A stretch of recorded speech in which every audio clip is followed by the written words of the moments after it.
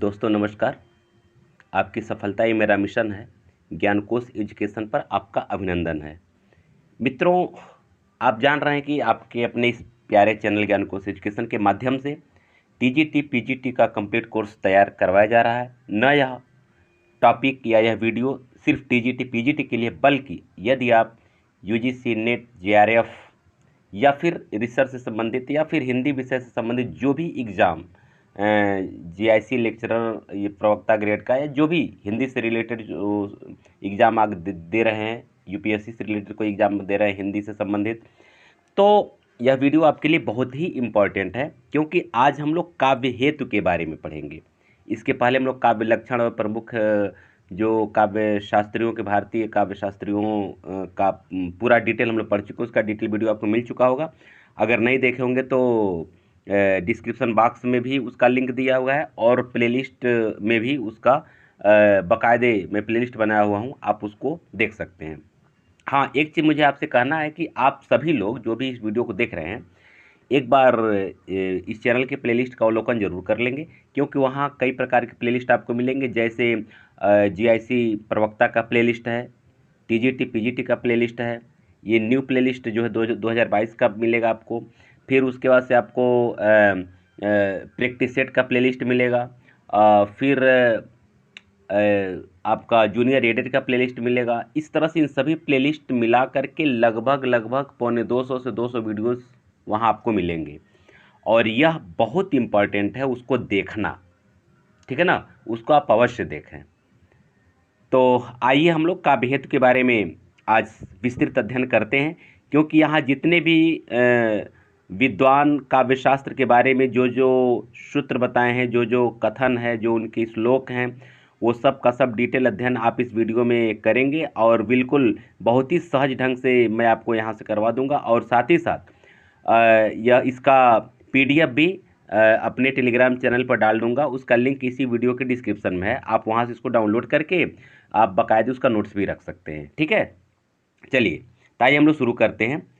काव्य हेतु किसे कहते हैं? तो देखिए दोस्तों, काव्य हेतु का मतलब क्या होता है? हेतु माने क्या होता है? उसे हेतु उसका सीधा सीधा तो उद्देश्य से है, लेकिन यहाँ क्या है कि हेतु शब्द का अर्थ है हेतुर्ना कारणम, अर्थात हेतु कारण को कहते हैं, ठीक है ना। कारण को हेतु कहते हैं काव्य शास्त्र की भाषा में।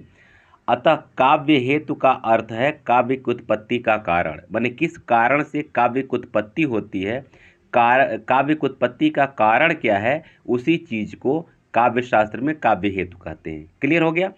किसी व्यक्ति में काव्य रचना को सामर्थ्य उत्पन्न कर देने वाले कारण काव्य हेतु कहलाते हैं। माने कोई भी व्यक्ति है, अगर काव्य की रचना करने को सामर्थ्य उत्पन्न कर देने वाला जो कारण है, वही कारण क्या कहलाता है? काव्य हेतु कहलाता है। और बाबू गुलाब राय के शब्दों में, यानी बाबू गुलाब राय कहते हैं, हेतु का अभिप्राय उन साधनों से है जो कवि की काव्य रचना में सहायक होते हैं, ठीक है ना। माने जो चीज कवि की काव्य की रचना में सहायक होते हैं, उन्हीं साधनों को काव्य हेतु मानते हैं, ठीक है ना। आइए आगे बढ़ते हैं। भारतीय काव्य शास्त्र में काव्य हेतु के 3 भेद बताए गए हैं। कौन कौन? एक है प्रतिभा, एक है व्युत्पत्ति, और एक है अभ्यास। यानी कविता, व्युत्पत्ति और अभ्यास, ये 3 जो है काव्य हेतु बताए गए हैं। परीक्षा के दृष्टिकोण से बहुत इंपॉर्टेंट है, पूछा भी जाता है कि भारतीय काव्य शास्त्र में काव्य की कितने हेतु बताए गए हैं। विकल्प में दिया रहता है 3, 4, 5 है, जो भी है। चलिए आगे बढ़िए। इनमें प्रतिभा सर्वप्रमुख काव्य हेतु है। इसमें प्रतिभा जो है यह प्रमुख काव्य हेतु है, जिसे कवित्व का बीज माना जाता है। यानी कविता लिखने का, कविता के सृजन का बीज माना जाता है। आचार्य भामा ने काव्यालंकार में कवि की प्रतिभा को ही काव्य सृजन का मूल हेतु माना है। यानी कवि के अंदर जो प्रतिभा होती है, वही प्रतिभा जो है वह मूल हेतु है, मूल कारण है। यह आचार्य भामा का कथन है, और उन्होंने काव्य अलंकार में इस बात का उल्लेख किया है। इनका जो सूत्र है, देखिए आप यहाँ पढ़ सकते हैं, इसको आप याद भी कर सकते हैं।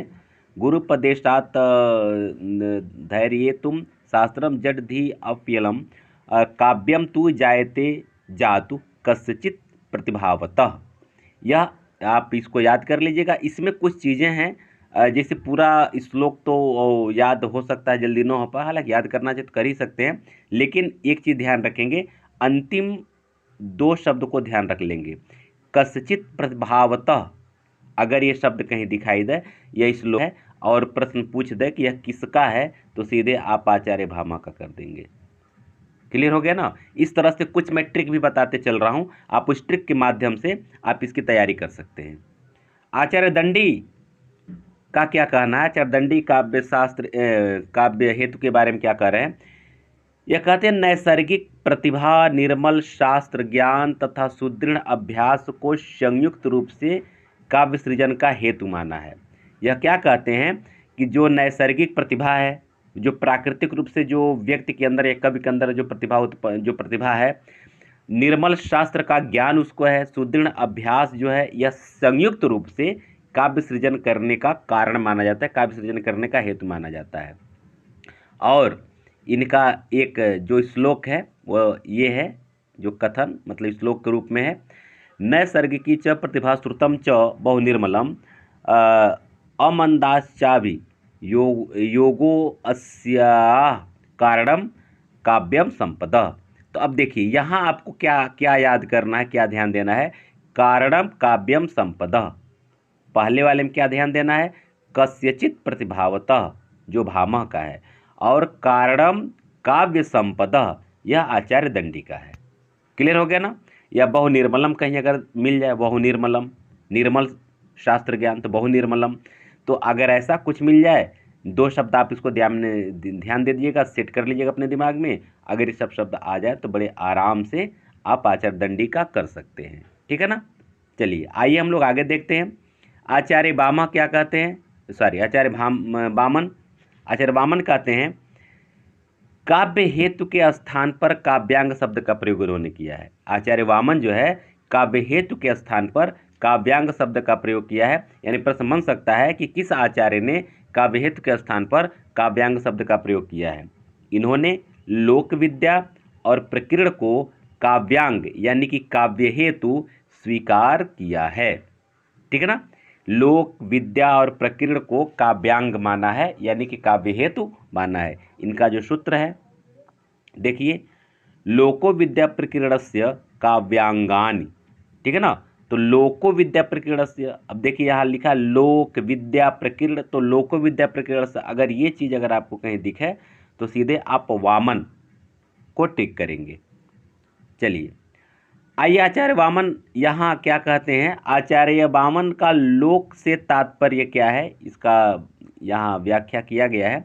लोक व्यवहार विद्या के अंतर्गत उन्होंने शब्द शास्त्र, अभिधान, कोश, छंद शास्त्र, कला, काम शास्त्र तथा दंड नीति को लिया है। माने लोक व्यवहार विद्या के अंतर्गत ये इतनी चीज़ों को इन्होंने लिया है। शब्द शास्त्र, अभिधान, कोश, छंद शास्त्र, कला, काम शास्त्र, दंड नीति इत्यादि को लिया है।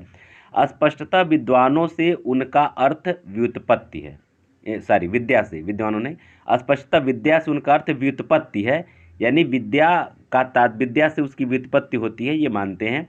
और प्रकीर्ण के अंतर्गत उन्होंने काव्य परिचय, काव्य रचना के उद्योग को लिया है।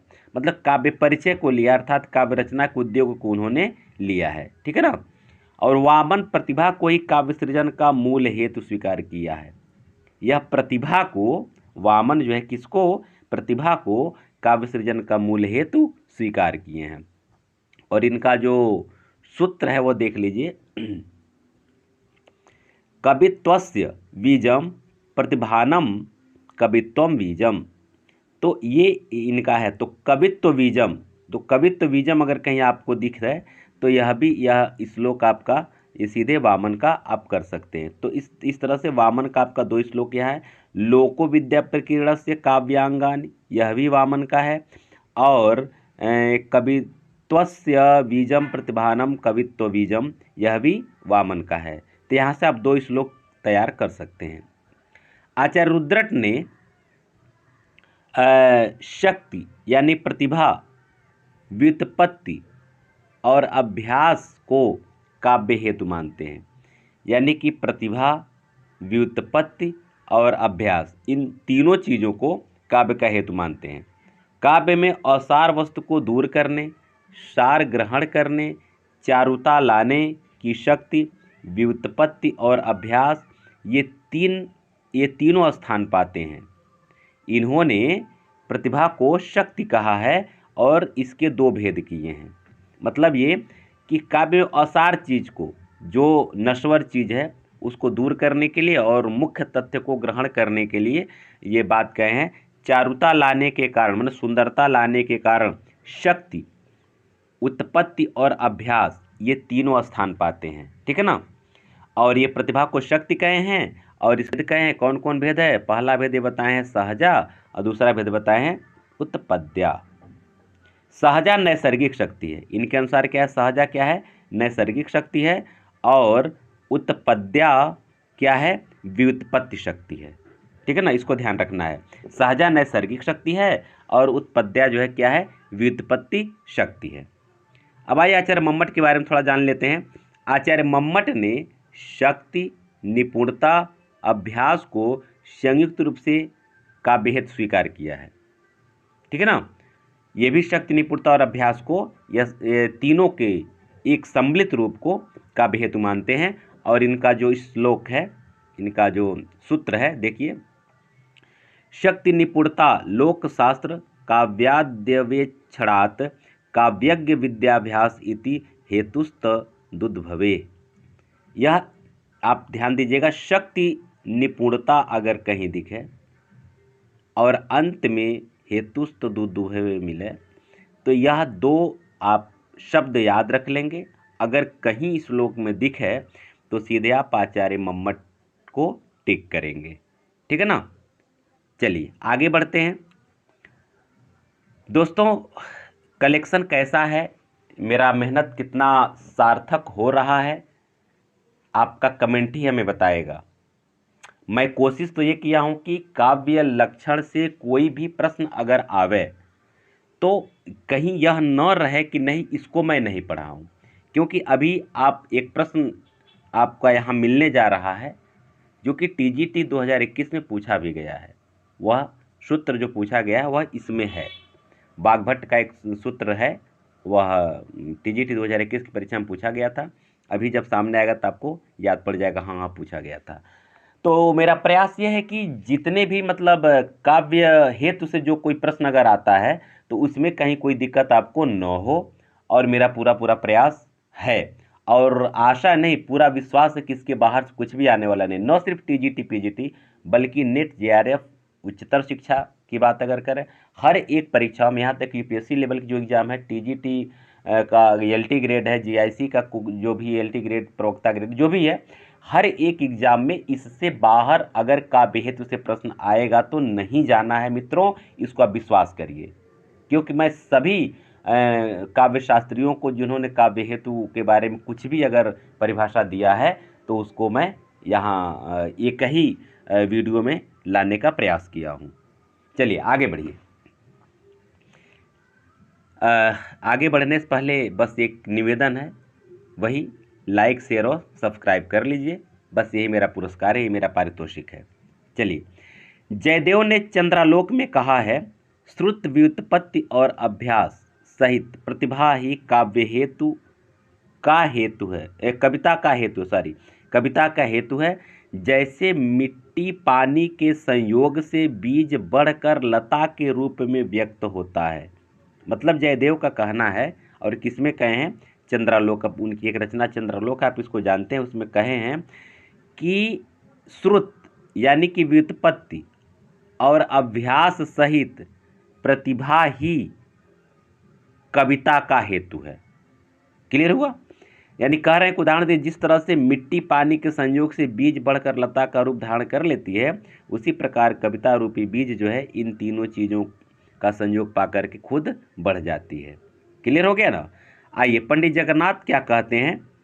पंडित जगन्नाथ कहते हैं कि व्युत्पत्ति और अभ्यास को काव्य का हेतु न मानकर, ये व्युत्पत्ति और अभ्यास को नहीं मानते हैं बल्कि केवल प्रतिभा को ही काव्य हेतु स्वीकार किए हैं। मतलब इतना आप देख रहे होंगे, जितने विचारकों का आप सूत्र या उनका मतलब मत अगर आप पढ़ रहे होंगे तो देख रहे हो, कुछ विद्वान तीनों को मानते हैं, कुछ विद्वान केवल प्रतिभा को मानते हैं। तो आप इसको छांट लीजिएगा, एक अपना समीकरण बना लीजिएगा, सारा मतलब कल जो तथ्य उसको अलग कर लीजिएगा कि कौन कौन विद्वान केवल प्रतिभा को काव्य हेतु मानते हैं और कौन कौन तीनों को मानते हैं। जो तीन काव्य हेतु हैं इन तीनों को मानते हैं। तो इसको ध्यान दीजिएगा। और पंडित जगन्नाथ की बात अगर आएगी तो केवल ये प्रतिभा को ही काव्य हेतु स्वीकार करते हैं। आगे देखिए, इनका जो सूत्र है क्या है उसको देख लीजिए। तस्य च कारणम कविगता केवलम प्रतिभा, ये केवल प्रतिभा को ही जो है काव्य का हेतु माने हैं। ठीक है ना, तो ये आपको याद करना जरूरी है। आगे देखिए, प्रतिभा किसे कहते हैं। अब देखिए, काव्य हेतुओं में प्रतिभा का स्थान सर्वोपरि है। ये सही बात है कि तीनों काव्य हेतुओं में प्रतिभा का स्थान सबसे ऊपर है।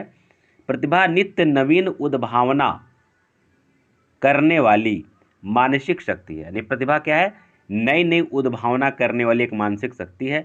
भट्टतौत ने नए नए भावों के उन्मेष से युक्त प्रज्ञा को प्रतिभा कहते हैं और इनका एक सूत्र है, प्रज्ञा नवोन्मेषशालिनी प्रतिभा विद्युः। ठीक है ना, तो यह श्लोक आप तैयार कर लीजिएगा, यह सूत्र आप तैयार कर लीजिएगा, बहुत इंपॉर्टेंट है परीक्षा के दृष्टिकोण से। ये सभी सूत्रों का कलेक्शन आप कर लीजिएगा। आचार्य अभिनव गुप्त क्या कहते हैं। आचार्य अभिनव गुप्त ने प्रतिभा को अपूर्व वस्तुओं के निर्माण में सक्षम कहा, यानी कि ये भी प्रतिभा को ही महत्व देते हैं। और इनका जो सूत्र है वह क्या है, प्रतिभा अपूर्व वस्तु निर्माण क्षमा प्रज्ञा। यह आचार्य अभिनव गुप्त का है। चलिए आइए हम लोग आचार्य चंद्रशेखर के बारे में जानते हैं। आचार्य चंद्रशेखर राजशेखर क्या कहते हैं। आचार्य राजशेखर क्या कहते हैं, यह प्रतिभा के दो भेद स्वीकार करते हैं, यानी यह भी प्रतिभा को ही महत्व दिए हैं। और प्रतिभा के जो दो भेद हैं उसमें क्या क्या हैं, एक कार्यत्री प्रतिभा है और एक भावयत्री प्रतिभा। यहाँ से दो प्रश्न बन सकते हैं कि किस आचार्य ने प्रतिभा के दो भेद कार्यत्री और भावयत्री स्वीकार किया है। ठीक है ना, या फिर कार्यत्री नामक भेद किस आचार्य ने स्वीकार किया है। तो ऐसे प्रश्न बन सकते हैं, तो इसकी तैयारी आप बढ़िया से कर लेंगे। आगे देखिए, कवि का उपकार करने वाली प्रतिभा को कार्यत्री प्रतिभा कहते हैं। यानी कार्यत्री प्रतिभा किसे कहते हैं, जो कवि का उपकार करती है। कवि के उपकार यानी कवि का उपकार करने वाली प्रतिभा कार्यत्री कहलाती है। और सहृदय यानी कि पाठक, ऐसे समझिए, पाठक का उपकार करने वाली प्रतिभा को भावयत्री प्रतिभा कहते हैं। यानी कि कार्यत्री प्रतिभा रचना करने वाले, सृजन करने वाले अर्थात कवि का उपकार करती है। भावयत्री प्रतिभा जो है, जो उसको पढ़ते हैं, जो सहृदय हैं, जो पाठक हैं, उनको उनका जो है कि उपकार करती है। चलिए आगे देखिए, आचार्य वाग्भट्ट ने लिखा है, प्रश्न पदावली नए नए अर्थों तथा उक्तियों का उद्बोधन करने वाली कवि की स्फुरणशील सर्वतोमुखी बुद्धि को प्रतिभा कहते हैं। आचार्य वाग्भट्ट प्रसन्न पदावली नए नए अर्थों तथा उक्तियों का उद्बोधन करने वाली कवि की स्फुरण शक्ति सर्वतोमुखी बुद्धि की प्रतिभा कहते हैं। और यही श्लोक आपके टीजीटी परीक्षा में आया हुआ था 2021 में। तो यहाँ से जो भी आप चीज़ पढ़ेंगे वह आपकी परीक्षा के लिए बहुत इंपॉर्टेंट होगा। ठीक है ना, यह श्लोक आप देख लीजिए और आपके पास ये क्वेश्चन पेपर होगा पिछले साल का, तो यानी कि 2021 का, तो आप इसको देख सकते हैं, यह आया हुआ था, यह आचार्य वाग्भट्ट का है ये। ठीक है, चलिए, आचार्य रामचंद्र शुक्ल ने प्रतिभा को क्या कहा है, मतलब प्रतिभा के बारे में क्या कहा है, अंतःकरण की उद्भावित क्रिया को ये काव्य हेतु कहे हैं। प्रतिभा को मतलब काव्य हेतु के बारे में बताए हैं आचार्य रामचंद्र शुक्ल ने। प्रतिभा को यानी प्रतिभा के बारे में बताए हैं कि अंतःकरण की उद्भावित क्रिया है, और यानी कि यह भी प्रतिभा को ही मुख्य स्थान देते हैं। आइए व्युत्पत्ति किसे कहते हैं इसके बारे में जान लेते हैं। व्युत्पत्ति क्या है? देखिए, व्युत्पत्ति का अर्थ है बहुज्ञता या प्रगाढ़ पांडित्य। राजशेखर ने लिखा है, उचित अनुचित का विवेक क्या है? व्युत्पत्ति है। यानी हम किसी चीज का उचित और अनुचित का निर्धारण करें, यही जो कि व्युत्पत्ति है। और ये इनका एक श्लोक है, उचितानुचित विवेको व्युत्पत्ति। ठीक है, आगे देखिए, अभ्यास किसे कहते हैं? काव्य रचना के लिए निष्ठापूर्वक बार बार किए जाने वाले प्रयत्नों की अखंड श्रृंखला अभ्यास कहलाती है। क्या? काव्य रचना के लिए निष्ठापूर्वक बार बार किए जाने वाले प्रयत्न, हम बार बार जो प्रयत्न करते हैं कविता लिखने के लिए, उसकी अखंड श्रृंखला ही क्या है? अभ्यास है। राजशेखर के अनुसार निरंतर प्रयास करते रहने को अभ्यास कहते हैं। निरंतर प्रयास करते रहने वाले को क्या कहते हैं? अभ्यास कहते हैं। तो इस तरह से काव्य हेतु से संबंधित यह प्रश्न आपके लिए बहुत इंपॉर्टेंट था। हम सोचें कि एक वीडियो दे करके उसकी भी तैयारी करवा लिया जाए, और आप हमारे साथ बने हैं, यह हमारे लिए परम सौभाग्य की बात है। और आप अब तक अगर इस वीडियो को देखें, इतने समय तक देखें, इतना समय दे करके देखें, तो निश्चित है कि जीवन में एक नया परिवर्तन करना चाहते हैं। और मित्रों, दुनिया में कुछ भी चीज़ असंभव नहीं है। करत करत अभ्यास के जड़मत हो तो सुजान, रसरी आवत जात ते सिल पर बनत निशान। निश्चित है कि अगर पिछले परीक्षाओं में आपको सफलता नहीं मिली है, तो यह जो परीक्षा होने वाला है, जो जल्दी ही उसका विज्ञापन आने वाला है, और उसका विज्ञापन के इंतजार आप न करें। आप निरंतर जो भी समय आपके पास बचता है, तो उसका पूरा का पूरा लगा दें इसी में। और मैं ईश्वर से कामना करता हूँ, आपके लिए दुआ भी करता हूँ कि इस परीक्षा में एक सीट आपका सुरक्षित हो। आपको बहुत बहुत धन्यवाद। हम लोग मिलते हैं अगले वीडियो में।